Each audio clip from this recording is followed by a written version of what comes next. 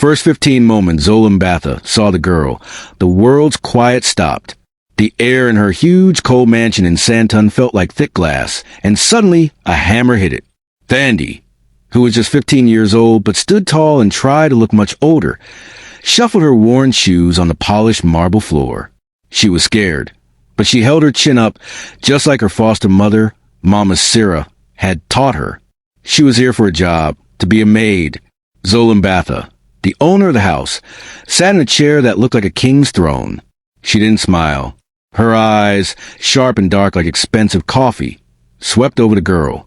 "You are Thandi," Zola said, but her voice was flat, like she was talking about a piece of furniture.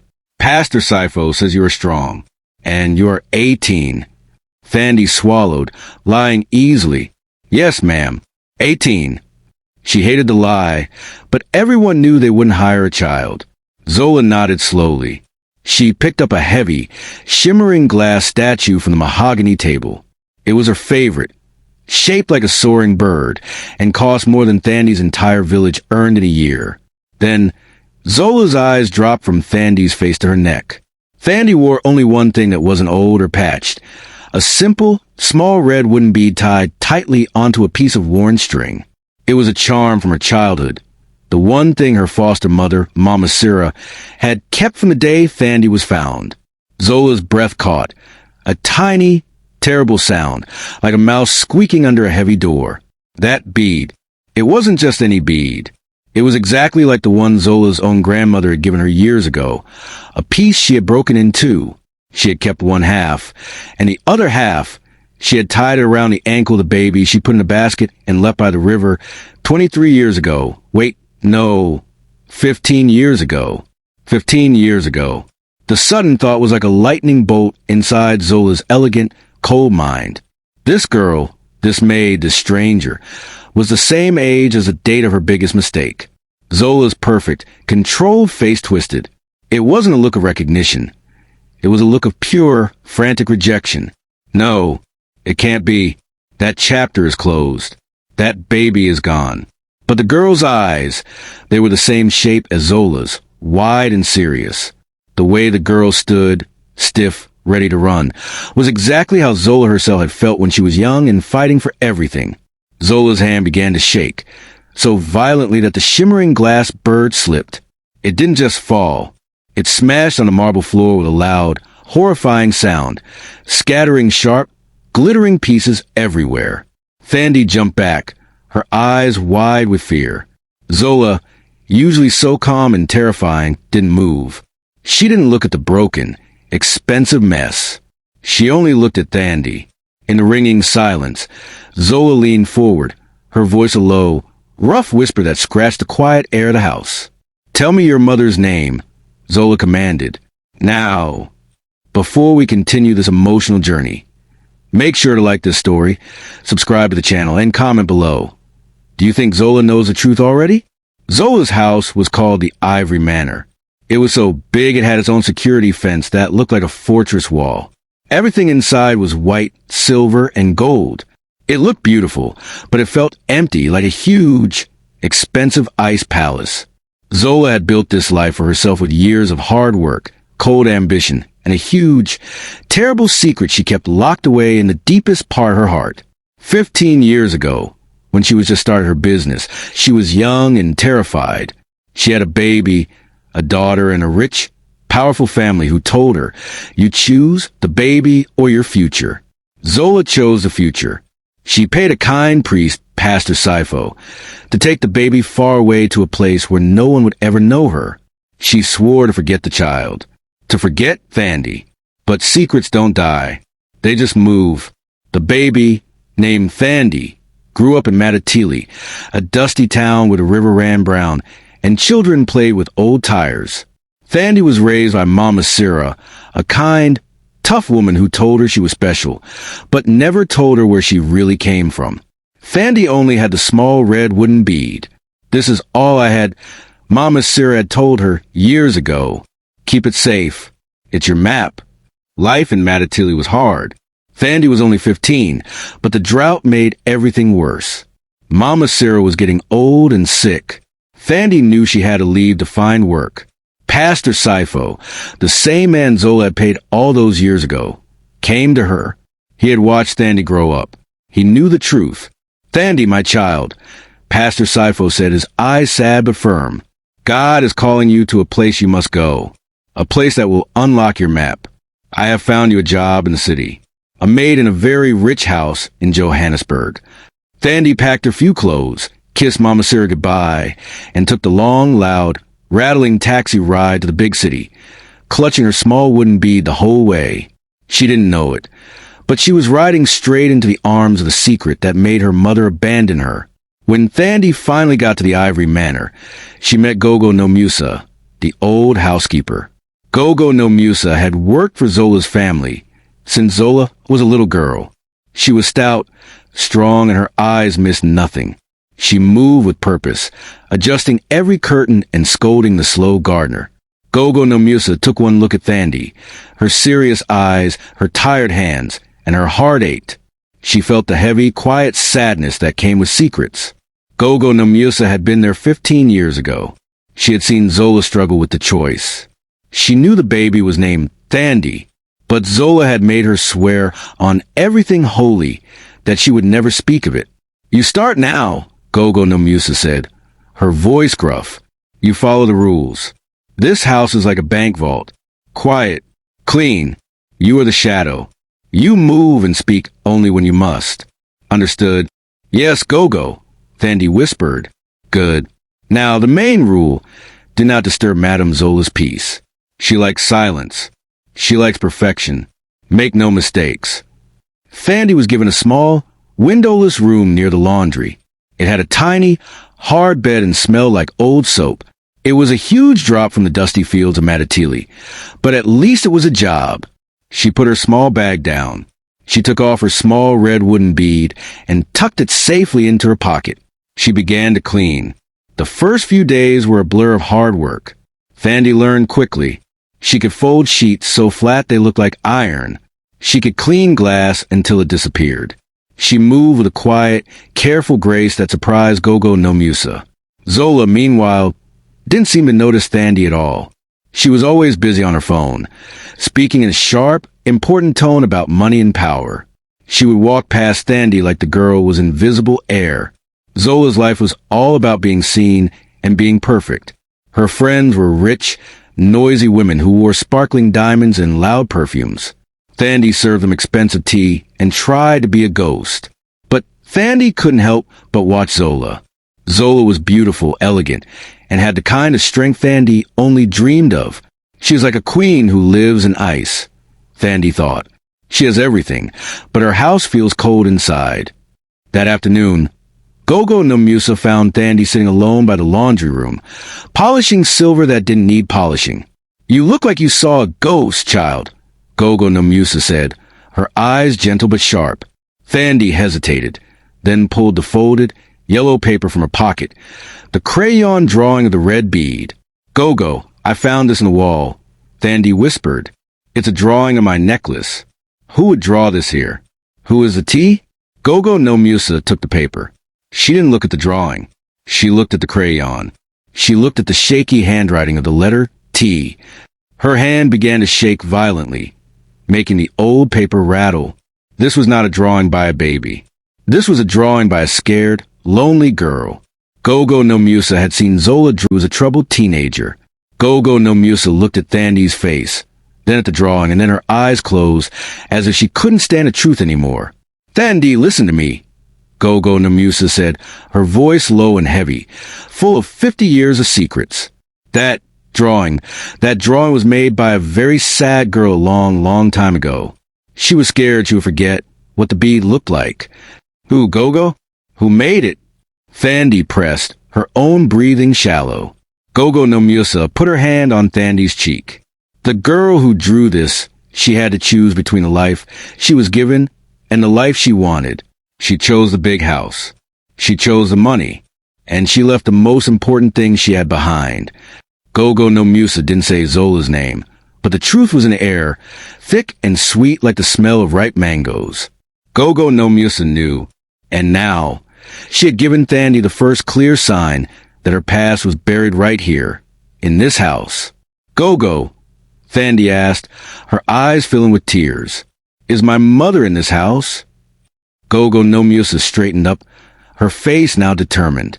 I can't tell you a name, Thandi. I swore on my mother's grave I wouldn't. But I will tell you this. The truth is locked in the library. Madame Zola doesn't like anyone to go in there, but sometimes on Tuesday nights, she leaves it unlocked when she goes to her book club meeting.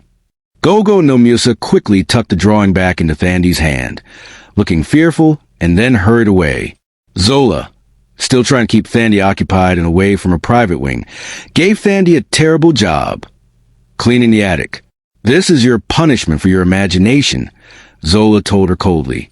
The attic hasn't been cleaned in 10 years. Dust and cobwebs are everywhere. Don't come down until it shines. Thandi hated the attic. It was hot, smelled like old wood and forgotten things, and the shadows were thick and scary. It was full of the ghosts of Zola's past. But as Thandi swept and dusted, she started seeing the house differently. The attic wasn't just old. It was like a secret museum of Zola's life. She found old-school books, fancy dresses from long ago, and boxes labeled with dates. Thandi found a small wooden chest hidden behind a moth-eaten curtain. It wasn't locked. Thandi opened it, her heart thumping against her ribs. Inside, there was a pile of baby clothes, soft and yellowed, a tiny, threadbare blanket, and a simple, plain wooden rattle. Thandi picked up the blanket. It was too small for any Maid's child. It was a kind of soft, expensive fabric a rich baby would use. Thandi felt a strange pull, a sense of belonging. She folded the blanket carefully and put it back. The air in the attic was heavy, full of questions. She didn't know whose baby clothes they were, but she knew they were a secret. Zola had kept them, and Zola had hidden them here, in the darkest part of the house. Tuesday arrived. Zola left for her book club, looking elegant and untouchable. Thandi waited until the sun set, and the house was quiet. She pulled out the red bead drawing, and the tiny key Gogo no Mbatha had secretly slipped her earlier. Thandi slipped down the long, cold hallway to the library door. It was heavy, dark wood. She held her breath, pushed the tiny key into the lock, and turned it. Click. The door opened silently. The room smelled like old paper and leather. Thandi walked to the desk, her mission clear. Find the truth about the bead and the baby. She didn't have to look far. On the desk, Zola had left a leather-bound, official document, an old financial ledger. It was thick, showing all the important payments Zola had made years ago. Thandi opened it to the very last page, labeled Confidential. Her eyes scanned the neat black ink lines until she found a huge payment amount dated 15 years ago. The entry was simple, but its meaning hit Thandi like a physical force, knocking the breath right out of her. It read, Date, 15 years ago. Amount, are 500,000, huge amount of money. Reason, custody transfer and silence. Recipient, Pastor Sifo Matatili. Thandi stared at the page. Matatili, Pastor Sifo, 15 years ago. Custody transfer. Silence. Her own name wasn't there, but the map was complete. This was the exact story Pastor Sifo had told her. She was paid for and sent away to keep her mother's secret. Thandi felt the house spin around her. Her eyes blurred with sudden, powerful, hot tears. Then, Thandi heard the sound of a key turning in the front door lock, and a moment later, Zola's sharp, clear voice echoed down the hall, much too early from her book club. Thandi, is that you? What are you doing in the library? Thandi was trapped. The book was open on the desk, the massive secret payment entries staring up like a broken promise. Thandi, is that you? What are you doing in the library? Zola's voice was sharp, cutting through the silence like a knife. Thandi didn't have time to think. She felt the hot terror bubble up in her throat. The open ledger, showing the massive secret payment, was right there on Zola's dark wooden desk. The black ink of the word custody seemed to glow, screaming the truth. Thandi acted on pure instinct, just like a startled springbok running from a lion. She grabbed the nearest thing, a heavy, dusty book of poems, and slammed it down onto the desk, covering the ledger. At the same time, she bumped a tall, silver vase full of fake flowers. Clatter! Smash! The vase hit the marble floor, and the fake flowers scattered everywhere. Zola stood frozen in the doorway. She saw the mess, the scattered flowers, and Thandi standing over the desk, shaking. "Ma'am, I am so sorry." Thandi stammered, pointing at the flowers. "The wind! I thought I heard the wind and came to check the window. I tried to close it, and I bumped the desk. The vase! I'm so clumsy." Zola walked into the room slowly, her expensive shoes clicking on the floor. Her eyes didn't go to the flowers or the vase. They went straight to the large book of poems lying flat on her desk. She knew that book. She never read it. She never moved it. "You came to check the window?" Zola's voice was low, colder than the ice in her freezer. "The windows in this library are sealed. They do not open, Thandi." Thandi's heart was hammering so hard it felt like it would crack her ribs. She was caught in a massive, ugly lie. Zola walked around the desk, her shadow falling over Thandi. She reached out a long, manicured finger and touched the spine of the poetry book.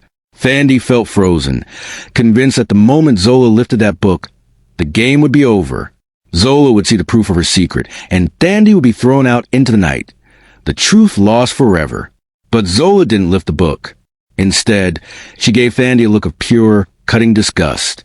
"You are a terrible liar, Thandi," Zola said. "You were snooping. You were looking for something that is not yours." Zola didn't need to see the ledger. She knew. She had felt the secret pulling Thandi in, just like she felt the secret pulling her apart. "I won't fire you," Zola announced, startling Thandi. "But you will work every single hour of the day until you have earned back the cost of that vase. You will stay under my watch. And I promise you, if you ever step into this room again without permission, you will not just be sent back to Madatili. You will be sent to police for theft." Zola's plan had changed. She realized she couldn't risk throwing her daughter out. She needed to keep Thandi close, under her thumb, suffocated by work and fear, until Zola could find a way to silence the truth forever. Thandi sagged with relief and shame. She was safe, but now she was a prisoner under the sharp eye of her own mother. The next morning, everything changed again. The house went from icy to sticky sweet. Zola called Thandi into the dining room. Thandi walked in, expecting more scolding and a new list of terrible chores. Instead, Zola pointed to a new, expensive dress laid out neatly on a long wooden table. It was a beautiful, simple blue dress. "Put this on," Zola commanded. Thandi looked at the dress, confused. "Ma'am, you look like a scarecrow in those rags from the village," Zola said, but her voice was almost soft, almost kind. "You are serving my important guest tonight. You must look professional. Consider it a gift for your hard work." Thandi was stunned. The dress fit perfectly. It was the first new piece of clothing she had ever owned. She looked elegant and almost invisible, exactly what Zola wanted. Later that day, Zola gave Thandi an extra 50 rand. "Take this. Buy something nice for yourself. You work hard." Thandi's mind spun. Why is she being kind? Is this how rich people apologize? Is she trying to confuse me? The kindness was harder to handle than the anger. When Zola was angry, Thandi hated her. But when Zola was kind, Thandi felt a strange pull, a wish that this beautiful, powerful woman really was just a generous boss, and not the monster who paid to forget her. This was Zola's new plan, emotional warfare. She would treat Thandi just well enough to make her doubt the cold truth hidden in the ledger. Thandi knew the kindness was a trap. The only way to escape was to find the final piece of proof. She needed to know for sure if Zola's hidden half-bead matched her own. She waited until late that night. Zola was sleeping, and Gogo no Musa was having tea in her small room.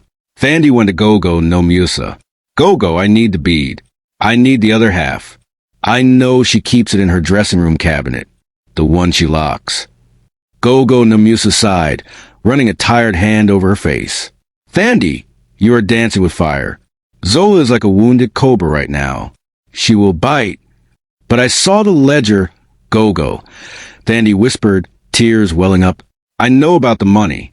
I know she paid Pastor Sifo to keep me quiet.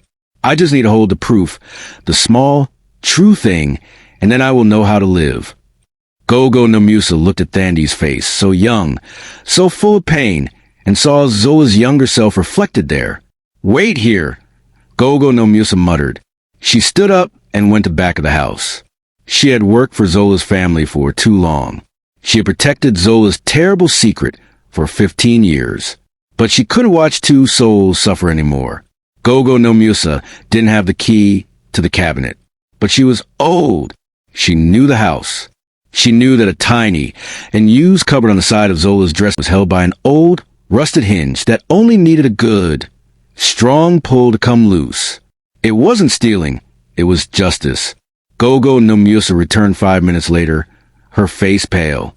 In her hand, she held the tiny, gleaming half-bead Zola had kept hidden for 15 years. Quickly, child, Gogo no Musa urged. Put them together. Be ready. Thandi's hand trembled as she pulled her own red wooden bead, still tied to the worn string, from her pocket. She placed the two halves side by side on Gogo no Musa's kitchen table. They were both the same color, the same wood. The break line on Zola's half was jagged and sharp.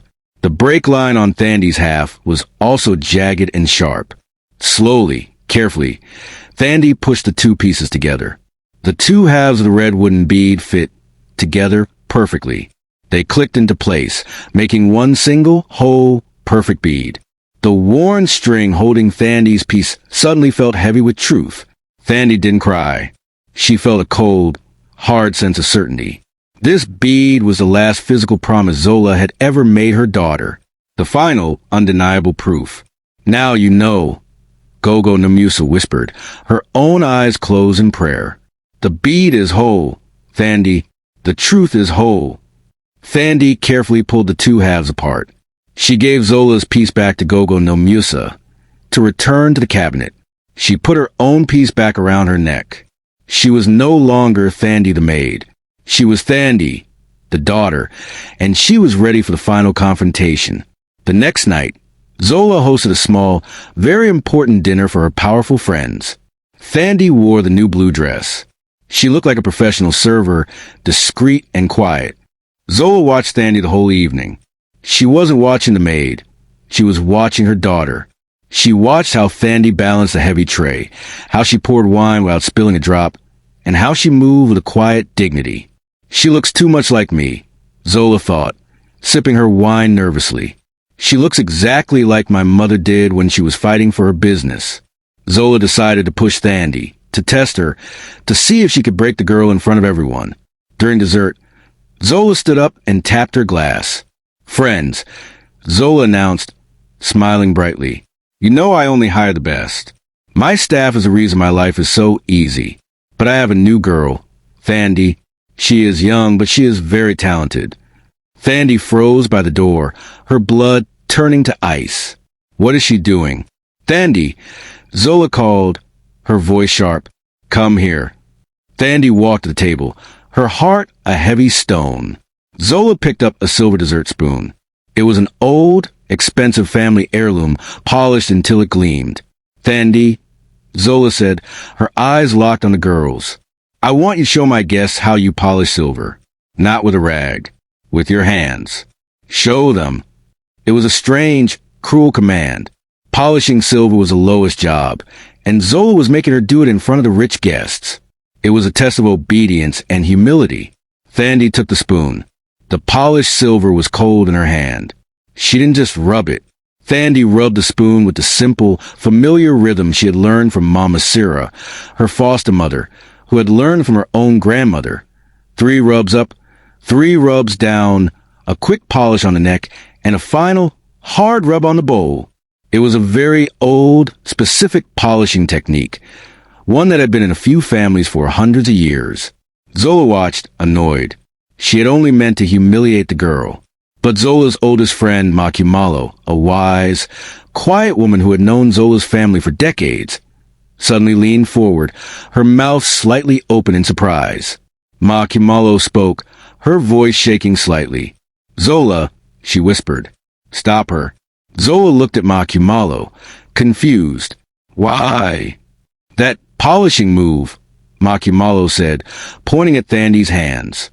That specific three-step polish. Only your grandmother and your mother used to do that. Zola felt the color drain for her face. She felt dizzy. Thandi had no way of knowing that secret family trick. It was a gesture, a movement of the hands, that had been passed down in their bloodline for generations. Zola looked from Thandi's hands to Makimalo's shocked face, and finally, her mask cracked. She realized the truth was no longer a secret locked in a ledger. It was a visible, living part of the girl standing in her dining room. Suddenly, Zola grabbed the silver spoon out of Thandi's hand. She turned to Thandi, her eyes wild, and whispered one word, not meant to be heard by anyone else, a word she hadn't said in 15 years.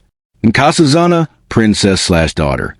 The spoon slipped from Zola's shaking fingers and hit the ground, landing with a loud metallic clang. The moment the silver spoon hit the marble floor, the elegant dinner party exploded into a terrified quiet. Nkasazana.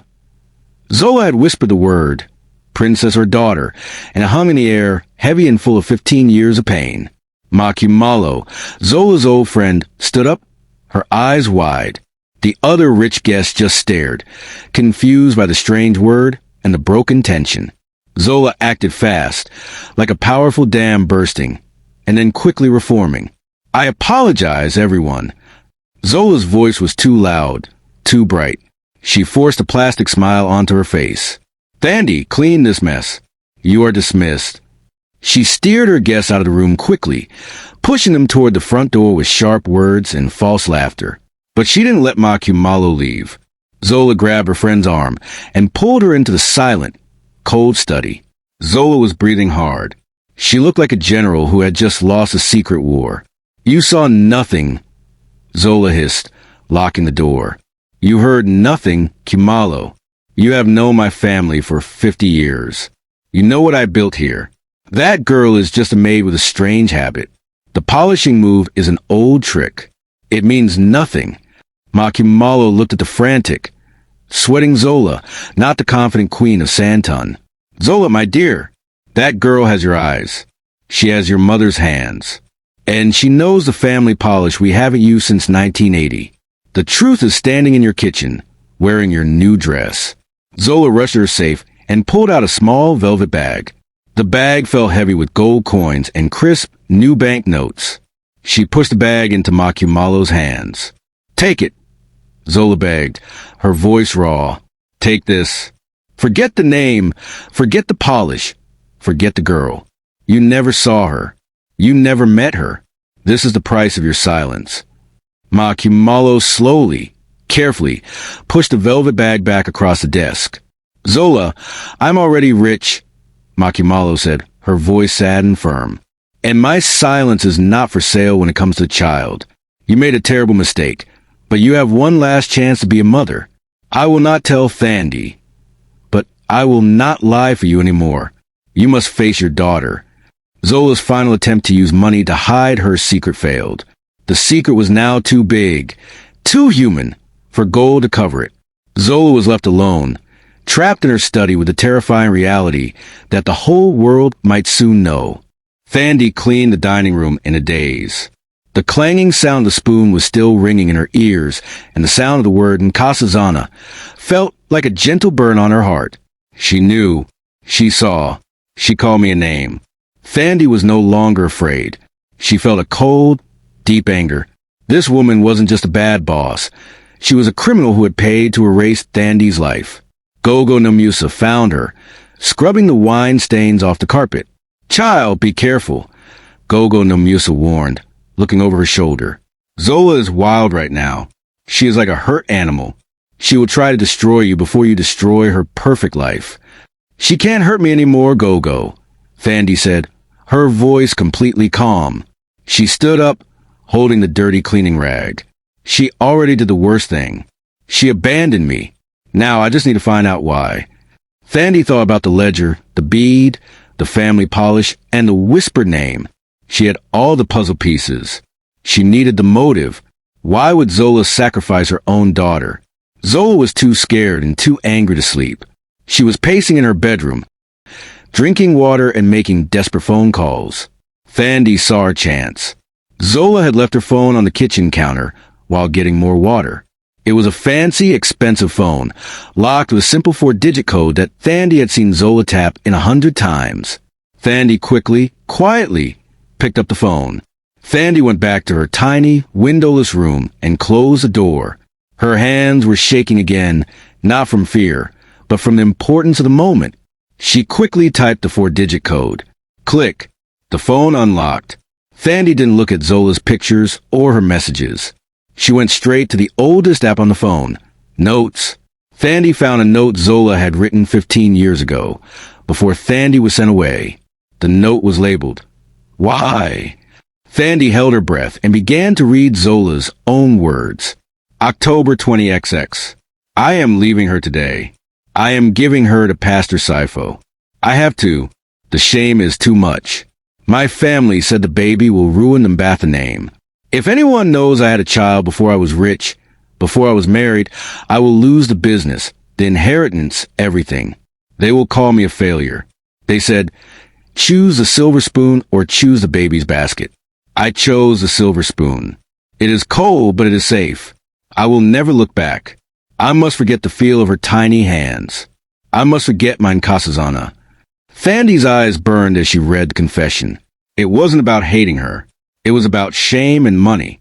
Zola had abandoned her for a huge house, a fancy title, and the fear of what people would say. Thandi quickly took a photo of the note with her own cheap, old phone. Now she had Zola's own words, her motive, as the final piece of evidence. The truth wasn't a lack of love, but a choice between wealth and family name versus the baby. The most painful kind of truth. Thandi slipped the phone back onto the counter just before Zola came back into the kitchen, her eyes red and wild. Zola didn't notice a thing. Thandi. Zola's voice was hard and sharp. Come to my study. Now, we are going to have a conversation. Your last one. Thandi nodded, but she didn't look scared. She didn't look like the clumsy Maid anymore. She looked like a warrior walking into the final battle. Thandi went to her room. She pulled out the yellow paper drawing of the bead. She took out her own red wooden bead necklace. She checked the photo of the custody payment ledger on her phone. And she checked the photo of Zola's secret "Why" note. Thandi knew Zola was going to try to buy her silence with money or threaten her with prison. But Thandi had something Zola didn't have. The whole story. Thandi walked into the huge, dark study. Zola was sitting behind her desk, looking like a judge ready to pass a sentence. A thick, sealed envelope stuffed with cash sat right in the middle of the desk, next to Zola's half of the red wooden bead. Sit down, Zola commanded. Her voice trembled a little. This is finished, Thandi. I know what you're doing. You are trying to steal my life. But you can't have it. I am giving you a choice. Thandi sat down, her back straight. She placed her hands flat on the desk, right next to the envelope of cash. She was silent, waiting. Zola saw the determination in the girl's eyes and felt a sudden chill. The choice is simple, Zola said, her voice shaking now. You take this money, enough to make your family rich in Matatili for 10 years. You sign a paper saying you will never come back, never speak to anyone about this house, and never contact Pastor Sifo again. Or I call the police and tell them you are a thief and a liar. Zola pushed the thick envelope of money toward Thandi. What is your decision, child? Thandi looked at the money. Then she slowly, deliberately, took her red wooden bead from her neck and placed it next to Zola's half on the table. She didn't touch the money. She didn't look at Zola's angry face. She looked straight at the two broken halves of bead. Then she quietly said the 3 words that would change everything, using Zola's own terrible secret to hit her where it hurt the most. I chose the basket. The tiny study suddenly felt as huge and empty as the Sandton sky outside. Zola stared at the envelope of cash, then at the 2 halves of the red wooden bead on the desk, and then at Thandi's face. What kind of game are you playing, Thandi? Zola hissed, her voice sharp with fear and fury. What does that mean? I chose the basket. Thandi didn't flinch. She was no longer the 15-year-old Maid. She was the truth standing up to the lie. She slowly leaned forward, her hand steady, and pushed the 2 halves of the bead together. Click. They joined perfectly, making one whole, complete, unbroken red wooden bead. "It means this, ma'am," Thandi said, her voice clear and steady. "You chose the silver spoon, and I am the baby's basket." Zola gasped, pushing her chair back slightly. The bead, whole and perfect, was the last thing she could deny. It was the mark she had left on her baby, and it had come back to her. But Zola was a fighter. She reached for the envelope of money. "The bead is a coincidence. Millions of people have these. You will take the money and you will be quiet, or I will ruin you." Thandi pulled out her cheap little phone. She didn't show Zola the pictures. She knew words were stronger than images right now. "Ruin me for what, ma'am?" Thandi asked quietly. "For knowing that you paid Pastor Sifo 500,000 rand 15 years ago for custody transfer in silence." Zola stopped breathing. The blood rushed from her face, leaving her skin white and cold like the marble floor. "Or," Thandi continued, her eyes never leaving Zola's, "ruin me for knowing that you wrote a note that said, 'I chose a silver spoon. I must forget my Nkosazana.'" The word Nkosazana, princess/daughter, hit Zola like a huge, invisible wave. It was a name she had whispered to the baby she gave away. The name she thought no living soul knew. Zola's mask finally completely shattered. She didn't look like the queen of Sandton anymore. She looked exactly like the young, terrified girl who had drawn the red bead in her attic 15 years ago. She covered her face with her elegant, manicured hands and began to sob. It wasn't a quiet cry. It was a rough, painful sound full of years of locked-up guilt and shame. "Nkosazana," she choked out, her shoulders shaking. "Oh my God, you know everything." Thandi watched her. She felt no victory, only a deep, powerful sadness. This was her mother, broken and ruined by her own choices. Zola slid off her chair and knelt down on the cold marble floor, right where Thandi had stood so many times. She crawled toward Thandi, tears streaming down her face. "Please don't hate me," Zola begged, sounding like a small child. "I was so scared. My family threatened me. They said I would lose the business. I wanted you to have a good life, a simple life, a life where people didn't judge you because of me.